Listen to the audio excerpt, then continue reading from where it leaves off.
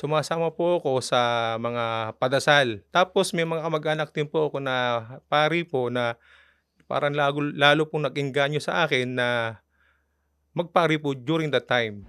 Meron po kaming kasamaan sa trabaho na Iglesia ni Cristo na lagi ko pong binubuli. Lagi ko po sinasabi sa kanya, "Bakit ka tumatanggap ng Christmas bonus? Eh, wala namang Christmas yung mga Iglesia ni Cristo." Sa pagsamba, dun po tayo humihingi ng gabay at patnubay sa ating Panginoong Diyos. Sa pagdalo po ng mga aktibidad at sa mga iba pa pong mga gawain sa loob ng iglesia, nagiging abala po tayo. Ngayon po, 'pag nagiging abala po tayo, hindi po tayo nakakagawa o nakapag-isip ng masama. Matagal ko 'tong inaral, ilang taon din akong nakinig. Gusto kong maging kaani sa Iglesia ni Cristo. I ended up with only one religion on my list, and that is Iglesia ni Cristo. Pagtawag, A Convert Story. Magandang araw po sa inyong lahat. Welcome po sa ating programa Ang Pagtawag, A Convert Story. Ako po ang inyong lingkod, kapatid na Mar Oriondo. At samahan po ninyo kami sa pakikinig sa natatanging istorya ng ating kapatid na tinawag ng ating Panginoong Diyos para maglingkod sa Kanya sa loob ng Iglesia ni Cristo. At para po kilalanin ang makakasama natin ngayong araw, pakinggan at panoorin po natin ito. Kilalanin si kapatid na Ronaldo Nanyasca, ang Pangulong Buklod ng Distrito Eklesyastiko ng Santa Rosa City, Laguna. Ang matagal niyang pamamasukan bilang empleyado sa isang kumpanya, kanyang iniwan para maglaan ng mas maraming panahon sa tungkuling tinanggap sa loob ng Iglesia ni Cristo. Bakit ganito na lamang ang pagpapahalaga ng ating kapatid sa kanyang pagka-iglesia? Yan ang ating aalamin sa kanyang istorya ng pagtawag. Here in the Church of Christ, come with me. Ang makakasama po natin ay si kapatid na Ronaldo Nanyasca mula po sa lokal ng Golden City, Distrito Eklesyastiko ng Santa Rosa City, Laguna. Magandang araw po kapatid na Ronald. Magandang araw naman po kapatid na Mar. Kumusta po kayo? Mabuti naman po. At batay po sa pagpapakilala sa inyo, no? Matagal na panahon po kayo na nagtrabaho bilang empleyado. Saan po kayo nagtrabaho noong mga panahon na yun? Nagtrabaho po ako sa isang electronics company sa may parting Santa Rosa po, sa may Technopark. For almost 30 years po ako nagtrabaho doon. Dahil po sa tawag po ng tungkulin, ay nag-file po ako ng early retirement po at para matutukan ko rin po yung mga tungkuling tinanggap ko po sa Iglesia ni Cristo. Hindi ho ba, kumbaga lugi kayo ron? Kalugihan na ipinagpauna ninyo yung inyong tungkulin sa loob ng Iglesia ni Cristo? Kapalit nga nung inyong trabaho sa matagal na panahon? Hindi lang po kalugihan yon kasi po, during that time po, nung magtayo po kami ng negosyo, nagkaroon po ako ng sapat na oras po para po makatupad po ng aking tungkulin. Hindi po kami pinabayaan ng ama at kumikita pa rin po kami at ang mahalaga po dun ay sarili na po namin yung oras namin.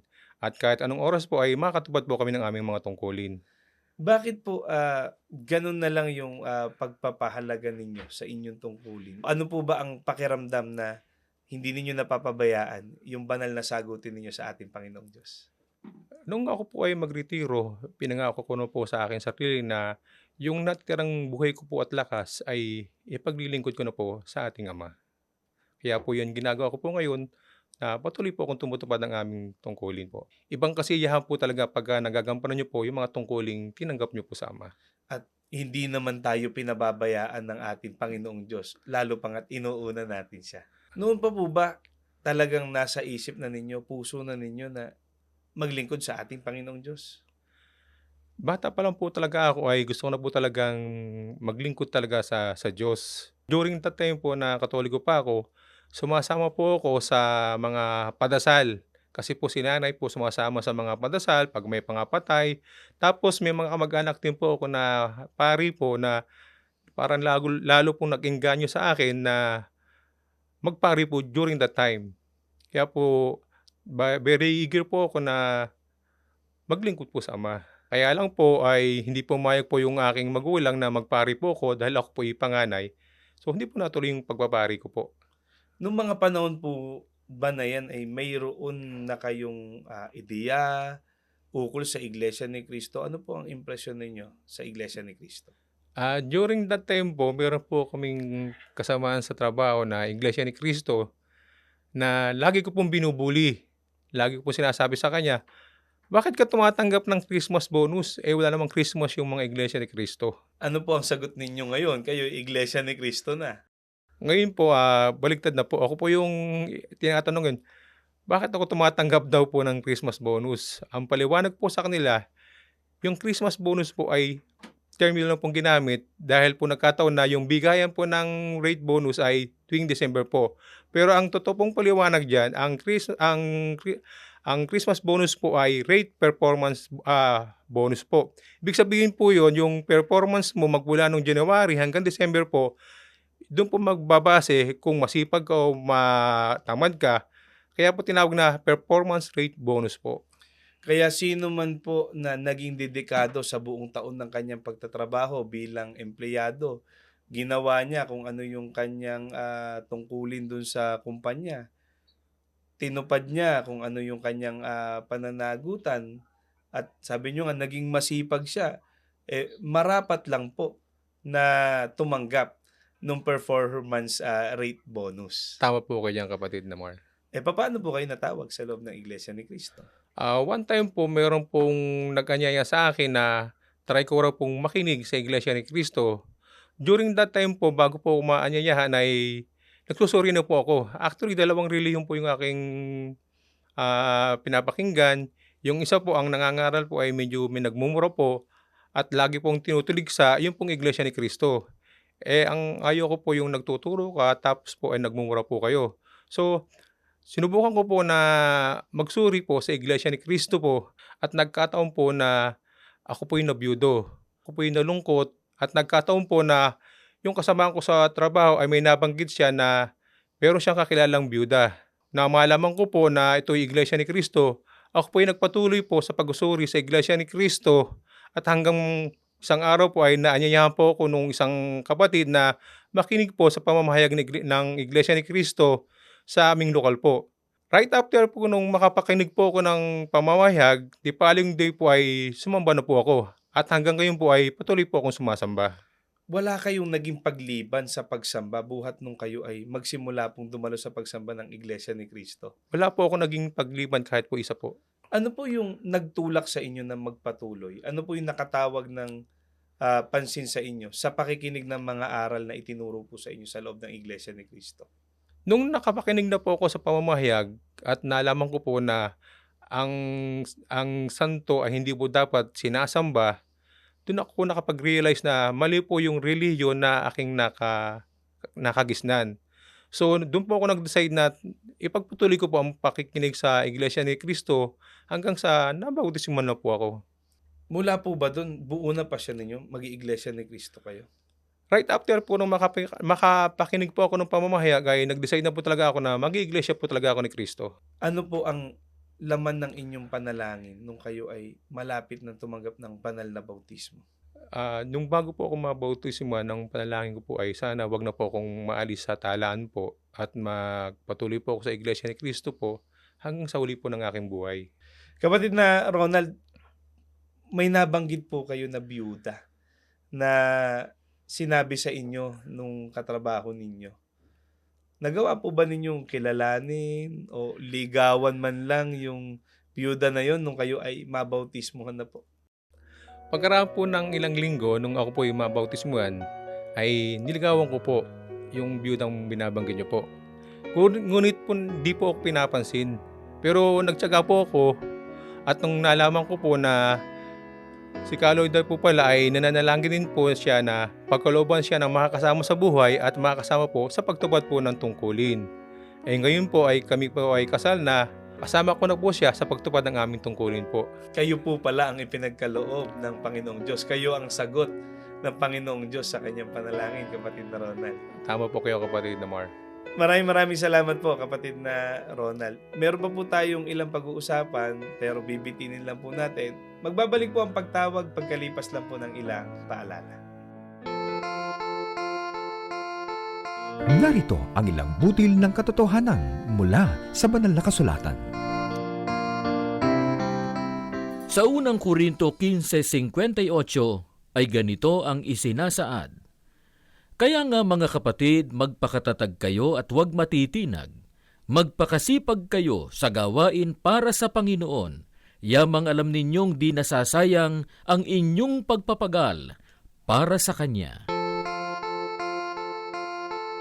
Sumainyo ang ilang butil ng katotohanan mula sa banal na kasulatan. Nagbabalik po ang pagtawag a Convert Story at ang kasama po natin ay si kapatid na Ronaldo Nanyasca mula po sa lokal ng Golden City, Distrito Eclesiastico ng Santa Rosa City, Laguna. Magandang araw po kapatid na Ronald. Magandang araw naman po kapatid na Mar. Samantalahin na po natin ang pagkakataon. Batiin po ninyo ang mga nais ninyong batiin, lalo na ang inyong mga mahal sa buhay. Go ahead po. Binabati ko po ang aking muting asawa, ang kapatid na Loida po. Nakasama ko po sa pagtupad ng tungkulin, ganoon din po ang aking anak na si Roan po.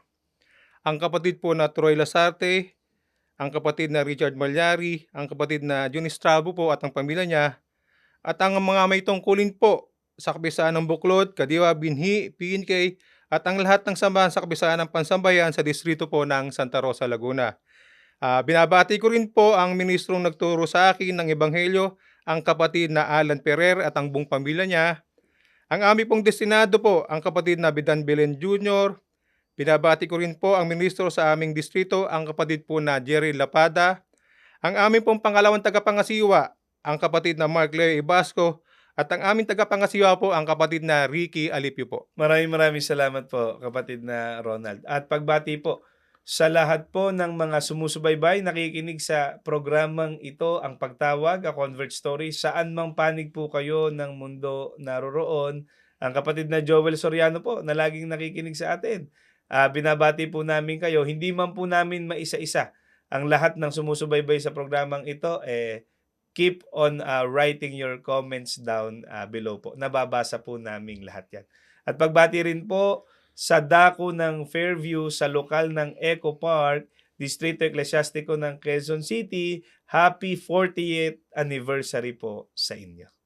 Kapatid na Ronald, hindi po pangkaraniwan yung pagkatawag sa inyo sa loob ng Iglesia ni Cristo.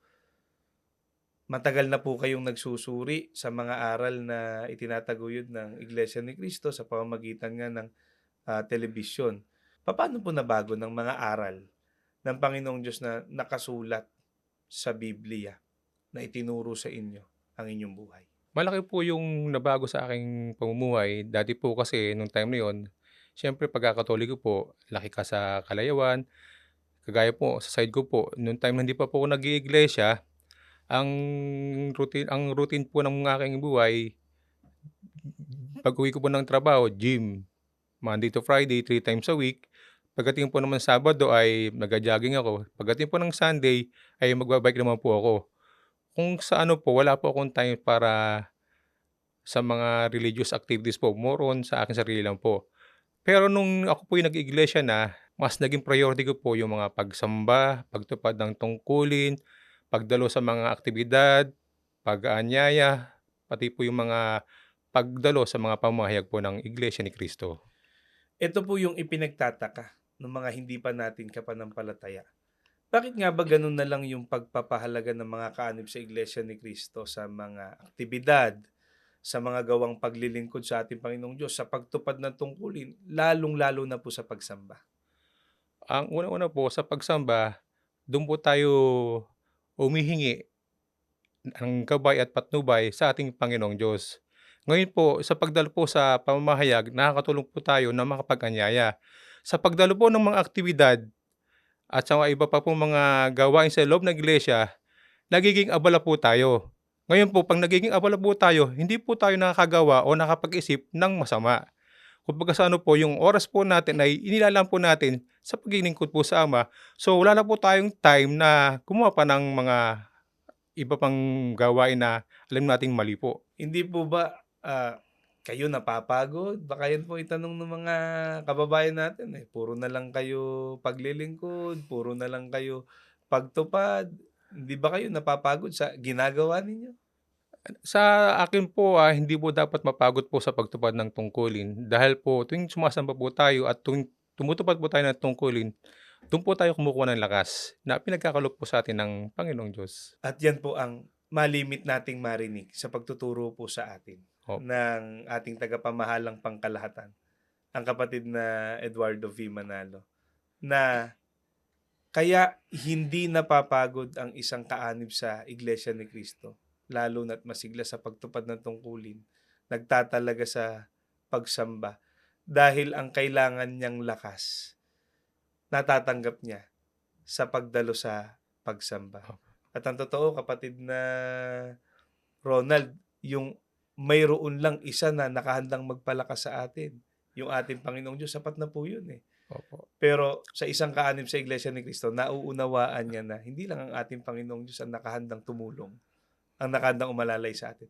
Meron din po tayong Panginoong Jesucristo na ating malalapitan, na nakahandang mamagitan sa atin para tanggapin po natin yung ating mga panalangin sa ating Panginoong Diyos. Samantalahin na po natin ang pagkakataon. Baka po meron kayong mga mahal sa buhay, mga taong malapit sa inyong puso, na nangangailangan din ng pagpapalakas ng ating Panginoong Diyos na tinatanggap natin, lalong-lalo na sa mga pagsamba at sa mga pagtupad ng ating mga tungkulin, sa mga isinasagawang aktibidad sa loob ng Iglesia ni Cristo. Ano po ang gusto ninyong sabihin sa kanila?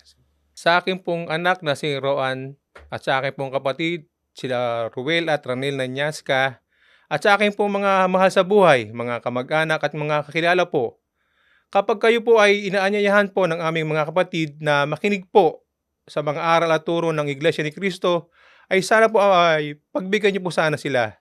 At para malaman niyo rin po kung bakit po ako umanis sa loob po ng Iglesia ni Cristo. Maraming salamat po, kapatid na Ronald. Ang nakasama po natin ay si kapatid na Ronaldo Nanyaska mula po sa lokal ng Golden City, Distrito Eclesiastico ng Santa Rosa City, Laguna. Sana po ang istorya ng ating kapatid ay nakapagbigay ng panibagong inspirasyon at pag-asa sa bawat isa sa atin. Bago po tayo pansamantalang maghiwa-hiwalay, binabati lang po natin ang lahat ng nakasama po natin sa pagbuo ng programang ito sa INC Radio at sa INC TV. Binabati rin po natin ang ating pangalawang tagapamahalang pangkalahatan, ang kapatid na Angelo Eranio V. Manalo, at higit po sa lahat, ang ating pinakamamahal na kapatid, ang ating tagapamahalang pangkalahatan, ang kapatid na Eduardo V. Manalo. Maraming salamat po. May mga ganitong programa kung saan ay naibabahagi po natin ang natatanging istorya ng ating mga kapatid na tinawag ng ating Panginoong Diyos sa loob ng Iglesia ni Cristo para maglingkod sa Kanya. Hanggang sa muli po, ako po ang inyong lingkod, kapatid na Mar Oriondo, at lagi po ninyo kaming samahan dito po sa programang Ang Pagtawag, A Convert Story. Maraming salamat po.